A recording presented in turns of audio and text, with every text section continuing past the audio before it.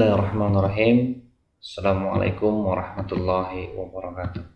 Alhamdulillah, syukur, marilah senantiasa kita panjatkan kehadirat Allah Subhanahu wa Ta'ala, karena kita semua masih diberikan nikmat yang luar biasa, yakni nikmat kesehatan, sehingga kita semua bisa sama-sama untuk menyimak dan melanjutkan pembelajaran kita.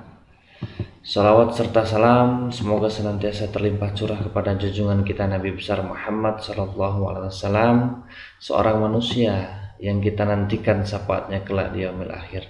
Amin Allahumma amin. Anak-anak sekalian, sebelum Abi lanjutkan ke pembelajaran kita, tidak henti Abi mengingatkan kepada kalian semua untuk senantiasa beriman kepada Allah Subhanahu wa Ta'ala. Kemudian yang kedua, perbanyaklah kalian membaca sholawat Nabi. Allahumma sholli ala sayyidina Muhammad wa ala alihi sayyidina Muhammad. Insyaallah Allah akan berikan kemudahan kepada kita, apalagi kemudahan dalam kita memahami pembelajaran. Baik anak-anak sekalian, Abi akan lanjutkan pembelajaran kita hari ini, yaitu pembelajaran pendidikan agama Islam, berkaitan dengan tema atau KD taat kepada aturan, perilaku kompetitif dalam kebaikan dan kerja keras. Nah, materi ini ada di buku kalian di bab pertama. Seperti apa materinya? Silakan simak baik-baik penjelasan Abi sebagai berikut.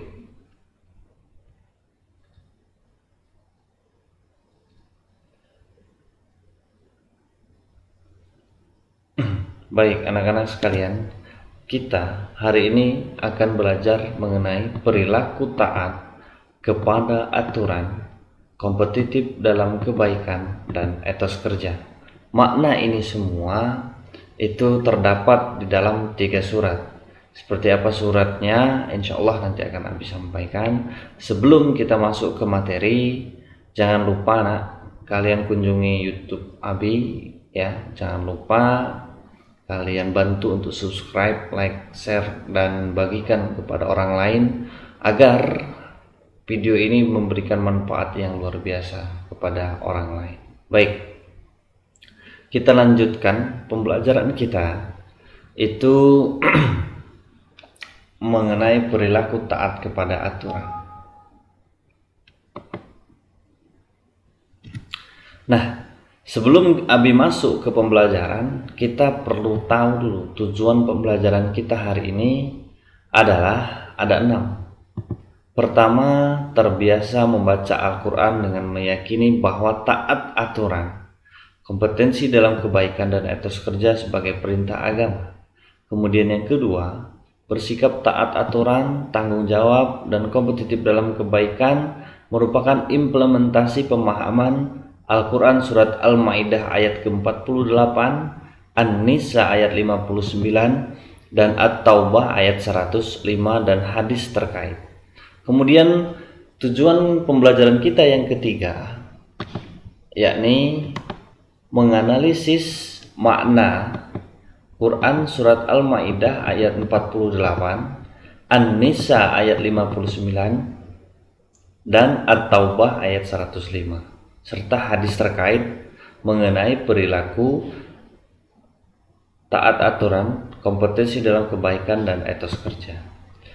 Kemudian yang keempat, membaca Al-Quran surat Al-Ma'idah dengan tajwid dan makhraj huruf yang benar. Al-Ma'idah, An-Nisa, dan At-Taubah ayat 105. Kemudian yang kelima, mendemonstrasikan hafalan.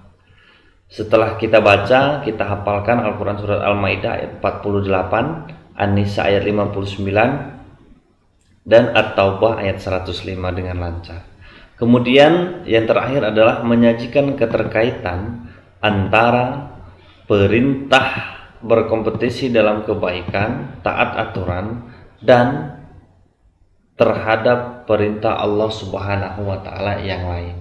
Apa keterkaitan materi yang kita pelajari ini dalam kehidupan kita sehari-hari?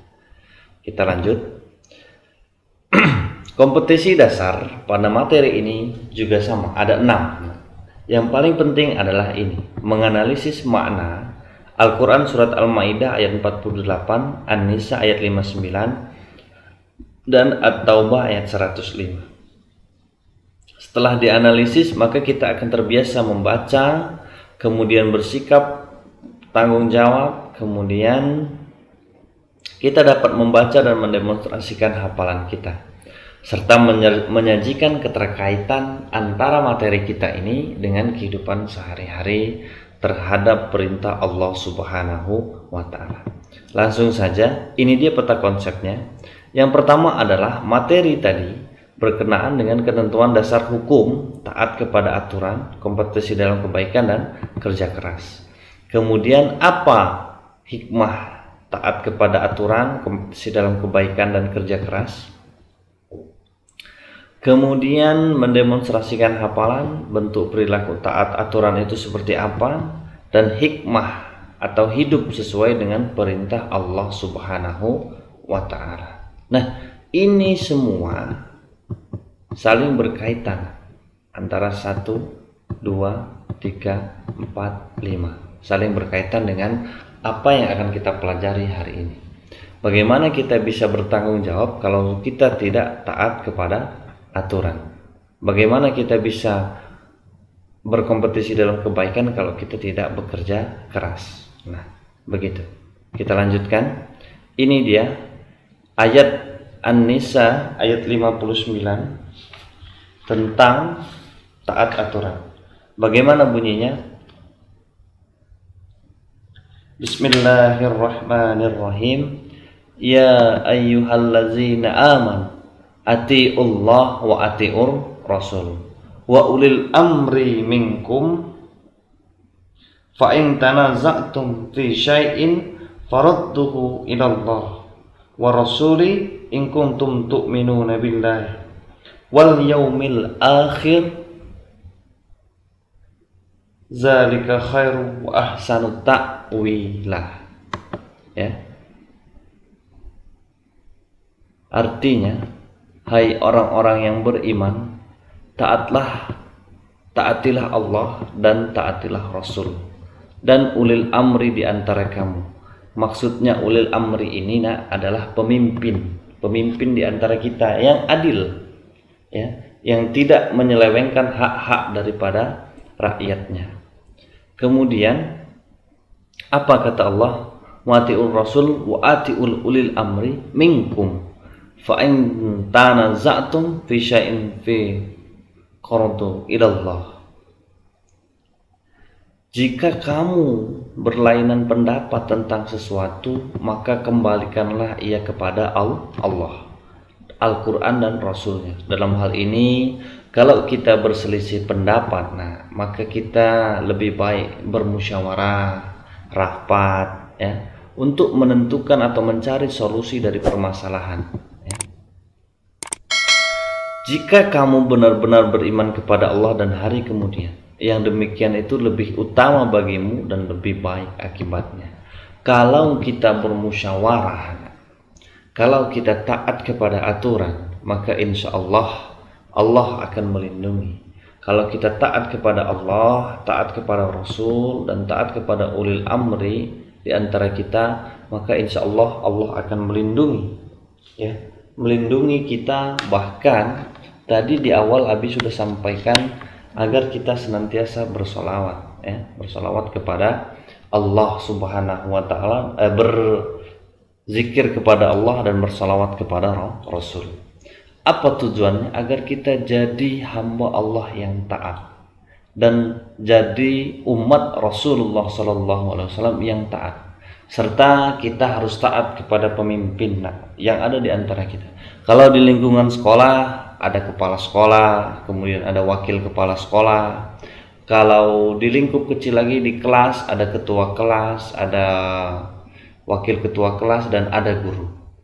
Seluruh murid, ya, yang ada di sekolah ini wajib taat kepada bapak ibu guru dan taat kepada pemimpin di antara kamu. Siapa pemimpinnya? Pak kepala sekolah, ya. Ketika dia berpendapat sesuatu hal yang baik, maka kita harus taati, jangan kita larang. selagi hal itu tidak bertentangan dengan syariat agama Islam. Kita lanjutkan. Nanti akan kita cari isi kandungan daripada Al-Quran surat An-Nisa ayat 59 ini. Kita lanjut.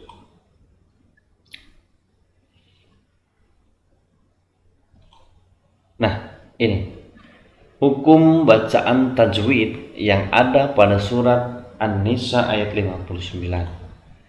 Ini tidak semua bisa sampaikan, ada beberapa. Nanti tugas kalian untuk melengkapi, nak ya. Yang pertama, khairu wa ahsanu, idgham bi gunnah. Makna idgham bi gunnah ini, idgham adalah tidak berdengung, ya. Kemudian ati'u mad tabi'i, ya mati bertemu dengan ain, atau to bertemu dengan ya mati.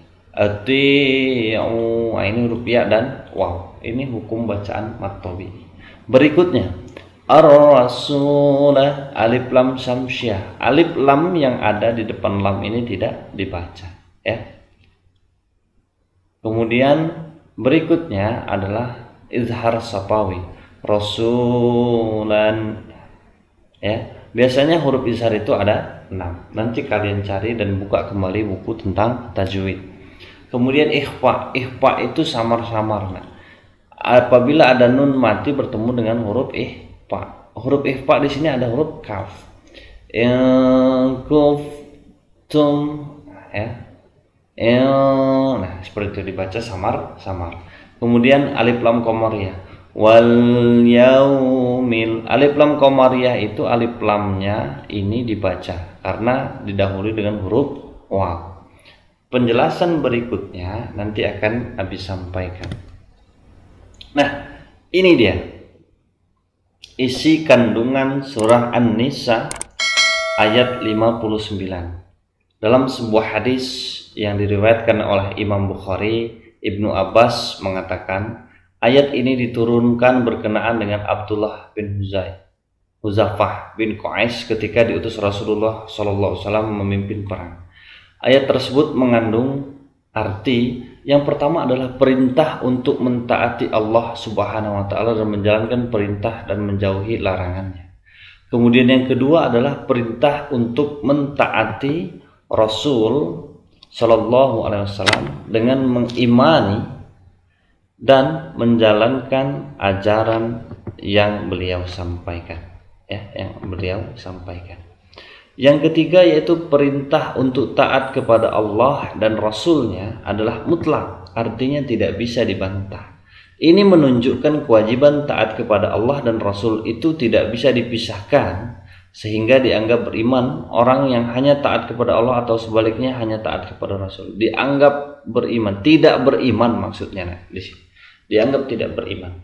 Ketika kita selesai wudu, ya nah, kita selalu berdoa, asyhadu an la ilaha illallah wahdahu la syarikalah wa asyhadu anna Muhammadan abduhu wa rasul.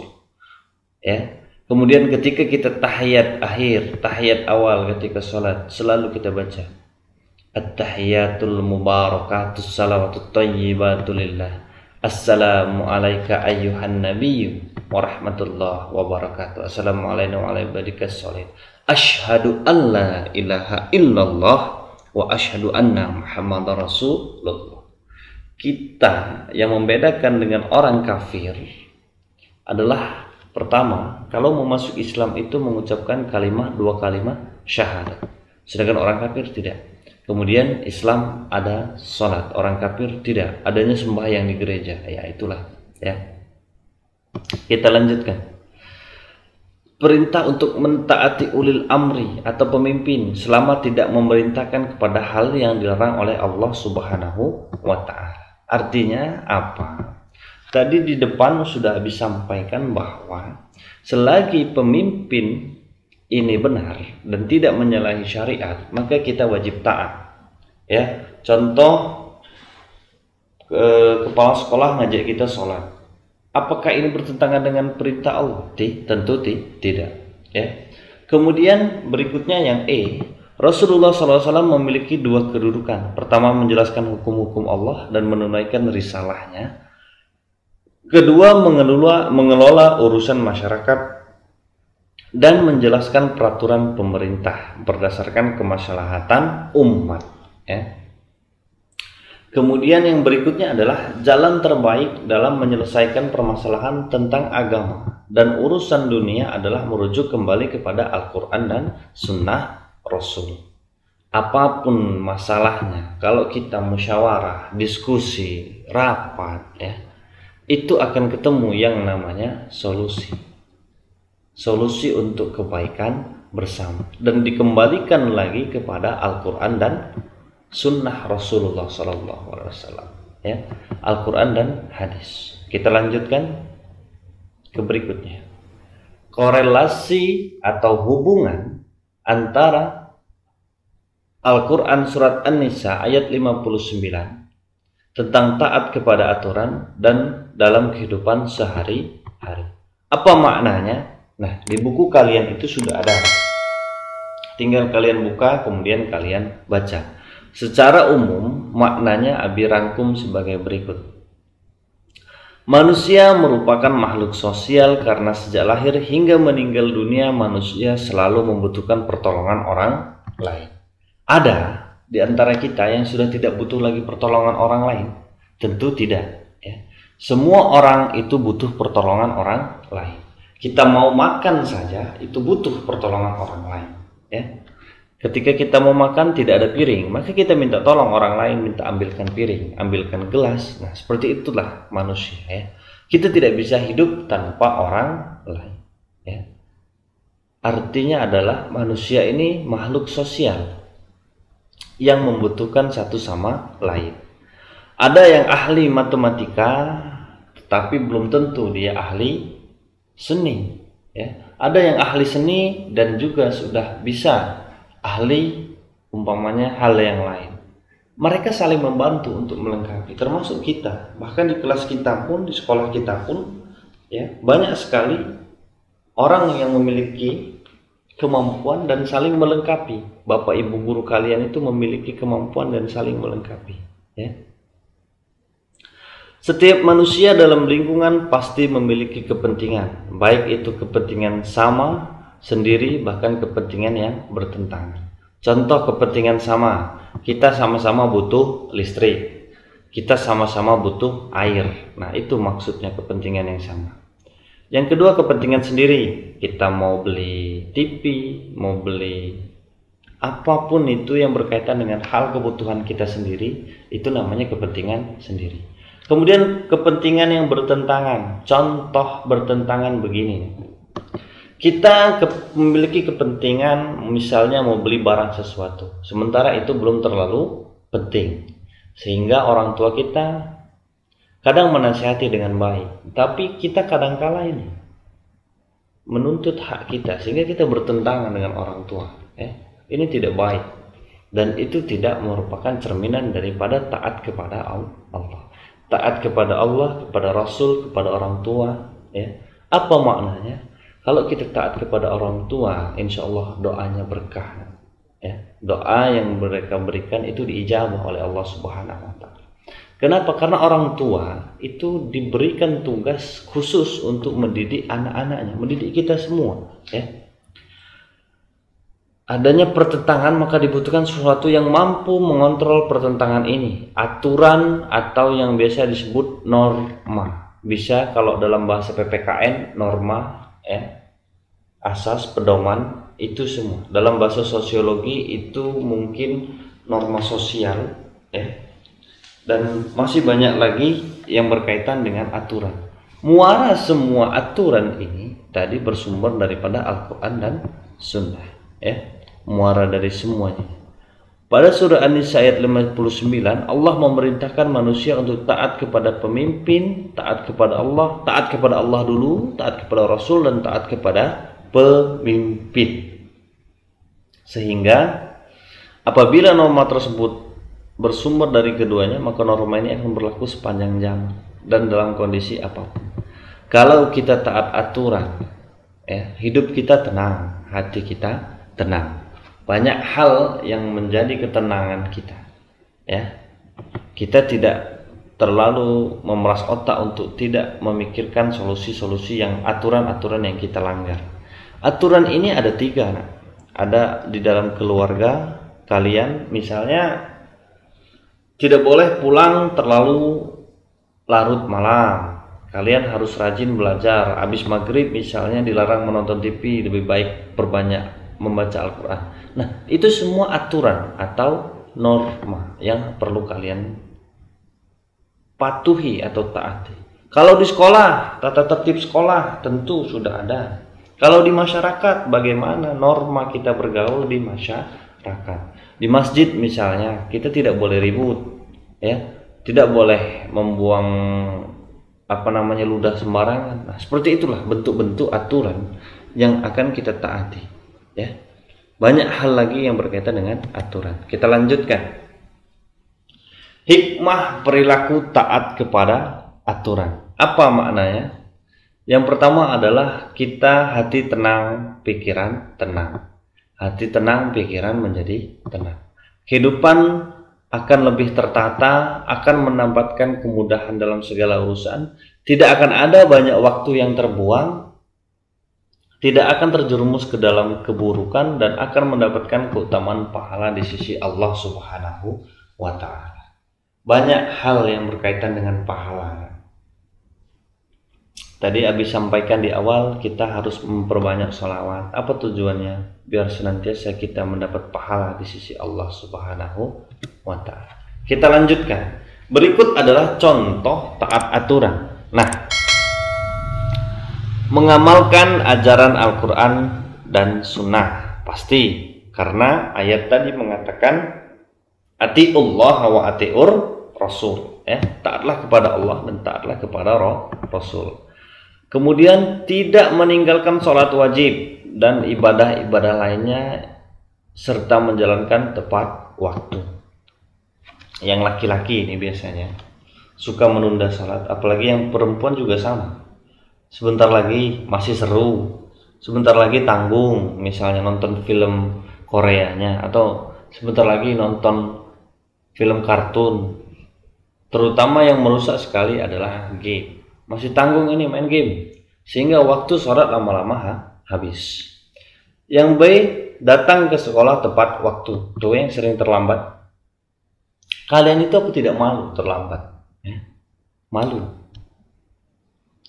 Berikutnya, berpakaian sopan dan rapi, taat berlalu lintas, dan melaksanakan kewajiban kita sebagai warga negara. Itu bentuk aturan yang ada di rumah, di lingkungan sekolah, dan di masyarakat. Demikian materi yang dapat Abi sampaikan. Kalau ada yang kurang jelas, silahkan japri Abi pribadi. Dan kalaupun ada yang pengen ditanyakan seputar pendidikan agama Islam, insya Allah Abi akan membantu. Ya, terima kasih atas perhatian kalian semua. Mudah-mudahan kita berdoa agar penyakit ini segera hilang dari bumi kita, sehingga kita bisa kembali aktivitas normal. Lebih dan kurang Abi mohon maaf. Abi akhiri, billahi taufiq wal hidayah. Wassalamualaikum warahmatullahi wabarakatuh.